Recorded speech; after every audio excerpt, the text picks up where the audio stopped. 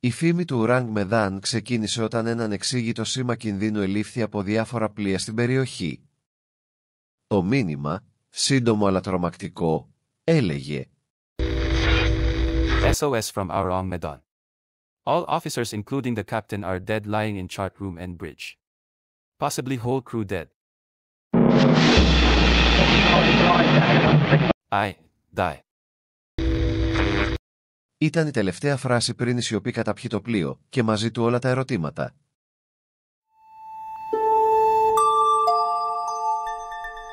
Πώς πέθανε όλο το πλήρωμα, χωρίς εμφανή τραύματα? Τι προκάλεσε την εκρηκτική βύθιση, λίγο μετά την άφιξη των διασωστών? Και γιατί δεν βρέθηκαν ποτέ επίσημα ίχνη του Ουράνγκ Μεδάν σε καμία διεθνή βάση δεδομένων πλοίων? Το SS Ουράνγκ Μεδάν δεν υπάρχει επίσημα σε κανένα καταγεγραμμένο στόλο εμπορικού ή πολεμικού ναυτικού. Το όνομά του μεταφράζεται από τα Ινδονησιακά ως «άνθρωπος της Μεδάν», πιθανώς υπονοώντας Ινδονησιακή προέλευση. Κι όμως, έγινε παγκοσμίως γνωστό στο πλοίο Φάντασμα που φέρεται να έστειλε μια κραυγή βοήθειας από τα νερά του στενού της Μαλάκας, το 1947 ή το 1948, ημερομηνία που ακόμα παραμένει αμφιλεγόμενη. Η ιστορία δεν επιβίωσε μέσω στρατιωτικών αναφορών ή επίσημων εκθέσεων. Αντίθετα, αναδύθηκε μέσα από τοπικές εφημερίδες, ναυτικές μαρτυρίες και κυρίως μέσα από λαογραφικές αφηγήσεις που διαδόθηκαν δεκαετίες αργότερα.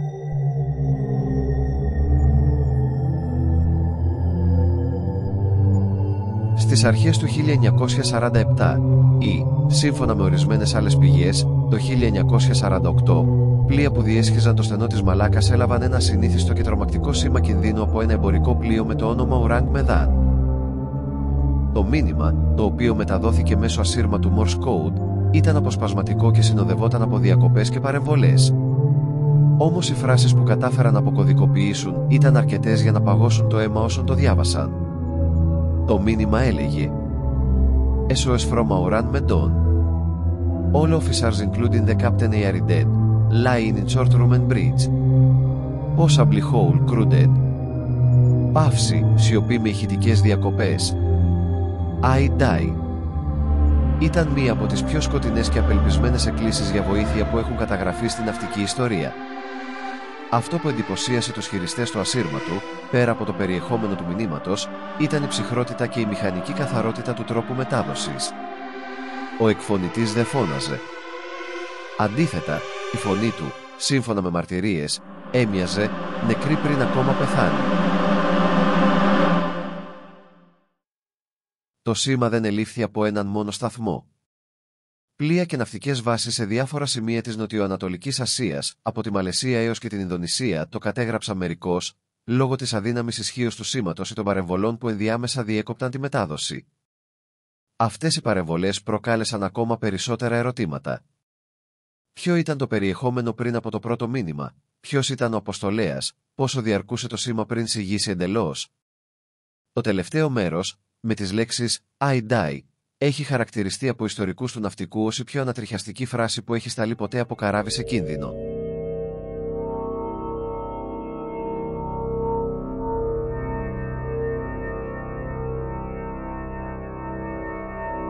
Η πιο αποδεκτή εκδοχή αναφέρει ότι το πλοίο Silver Star, αμερικανικής σημαίας, έλαβε το σήμα πρώτο και ανταποκρίθηκε άμεσα.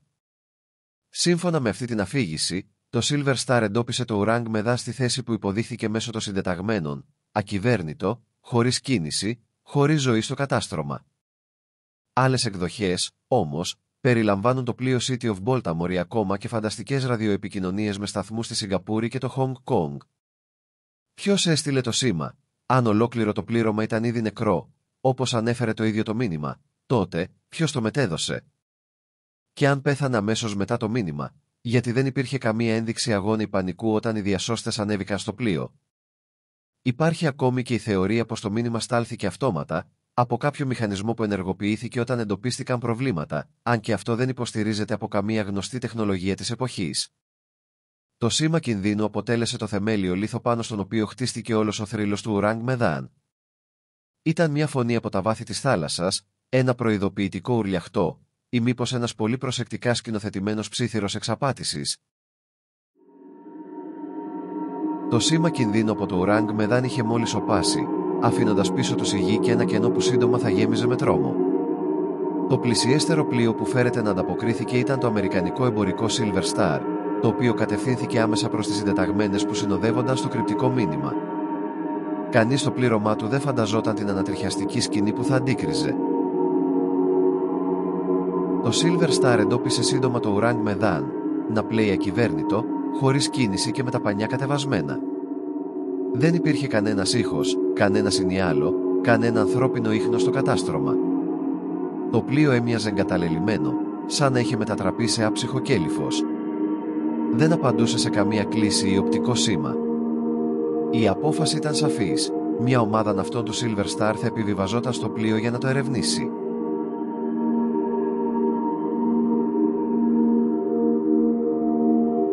Μόλις ανέβηκαν στο πλοίο, οι διασώστες βρέθηκαν αντιμέτωποι με μία από τις πιο παράξενες και ανεξήγητες σκηνές στην ιστορία της ναυσιπλοείας.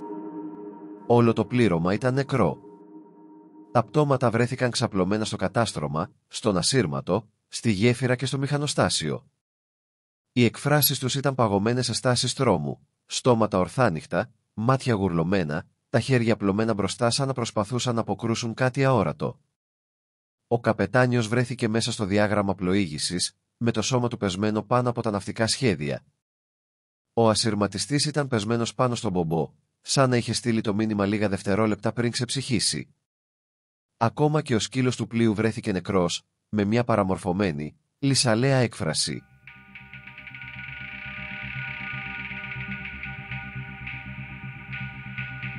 Το πιο τρομακτικό, κανένα σώμα δεν έφερε σημάδια βίας ή τραυματισμού. Δεν υπήρχαν αίματα. Δεν υπήρχαν σημάδια μάχης ή πανικού.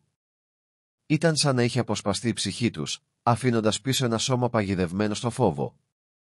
Το εσωτερικό του πλοίου ήταν ασυνήθιστα κρύο, με θερμοκρασίες που δεν τέριαζαν με το τροπικό κλίμα της περιοχής. Σύμφωνα με μαρτυρίες των διασωστών, το μεταλλικό κήτος ήταν ψυχρό στην αφή, ακόμα και στον καυτό ήλιο της Μαλαισίας. Αυτό δημιούργησε νέα ερωτήματα. Ήταν το πλοίο εκτεθειμένο σε κάποιο είδος ακραίας κατάψυξης? Είχε υπάρξει διαρροή αερίου που προκάλεσε απότομη πτώση της θερμοκρασίας και ταυτόχρονο θάνατο? Ή μήπως το πλήρωμα εκτέθηκε σε κάποια δύναμη που άφησε πίσω της έναν παγωμένο φόβο?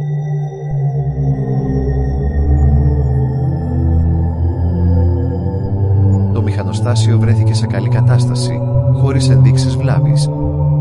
Το ημερολόγιο πλοίου ήταν ενημερωμένο μέχρι και λίγες ώρες πριν από το σήμα κινδύνου. Δεν υπήρχαν σημάδια πειρατείας ή πάλης, και τα υπάρχοντα των αυτών, προσωπικά αντικείμενα, ρούχα, ακόμα και τρόφιμα, ήταν στη θέση τους. Καθώς η ομάδα του Silver Star προσπαθούσε να ρημουλκίσει το Ourang Medan στο κοντινότερο λιμάνι για έρευνα, μια έντονη φωτιά ξέσπασε ξαφνικά στο αμπάρι του πλοίου. Ο καπνός έγινε πυκνός και το πλήρωμα των διασωστών αναγκάστηκε να εγκαταλείψει το σκάφος άμεσα.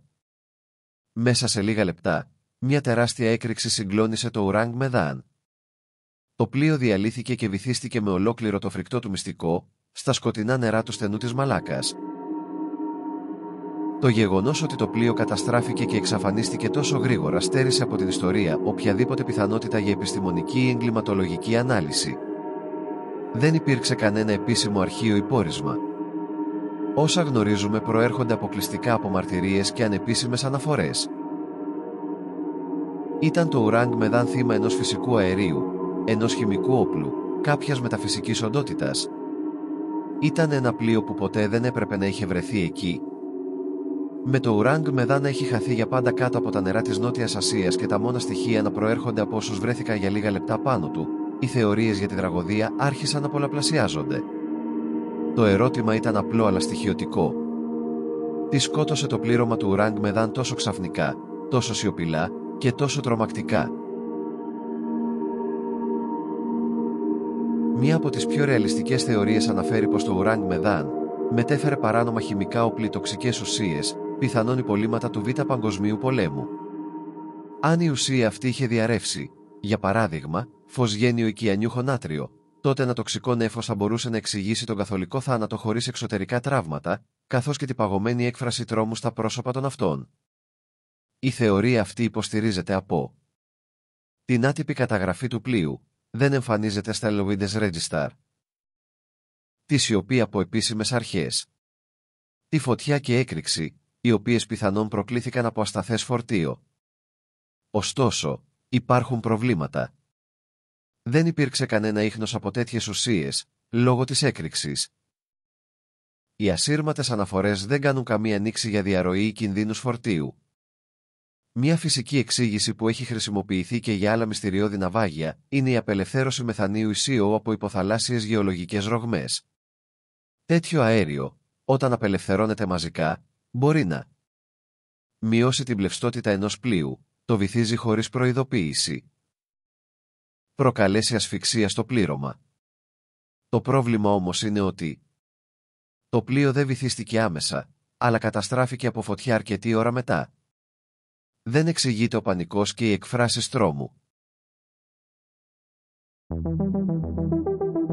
Μία πιο ψυχολογική προσέγγιση αναφέρεται σε πιθανή δηλητηρίαση από μολυσμένα τρόφιμα με ουσίες όπως η εργοτίνη, παράγωγο του μύκητα της ερυσιβόδους όλυρας ERGAT, που μπορεί να προκαλέσει παραισθήσεις, κρίσεις πανικού και μαζική ιστερία. Η θεωρία αυτή εξηγεί τον τρόμο στα πρόσωπα, την έλλειψη τραυμάτων, τον πανικό χωρίς εξωτερική αιτία. Ωστόσο, δεν εξηγεί γιατί όλοι πέθαναν, κάτι που δεν συμβαίνει σε τέτοιες περιπτώσεις.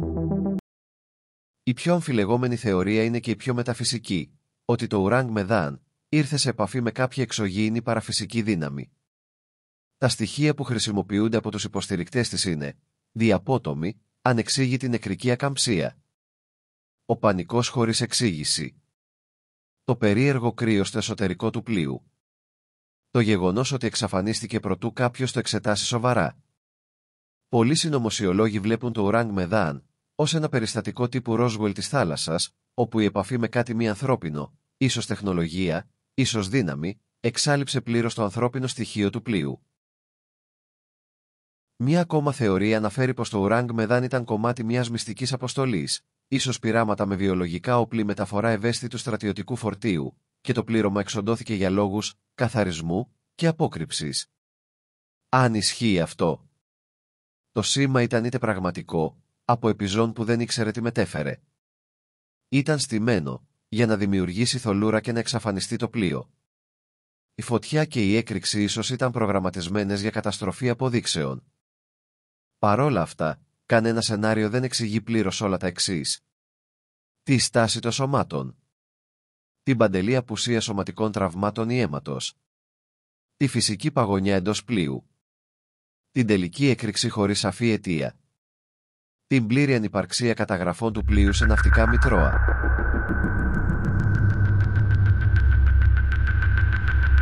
Η αλήθεια ίσως να χάθηκε μαζί με το ίδιο το πλοίο στα βάθη του Ινδικού.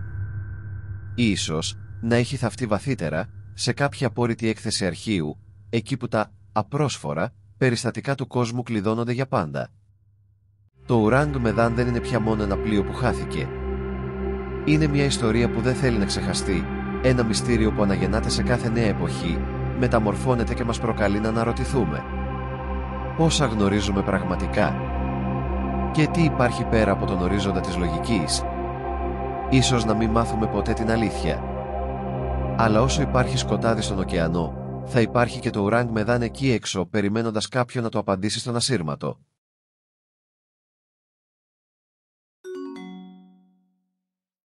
Κάντε εγγραφή στο κανάλι για περισσότερα βίντεο.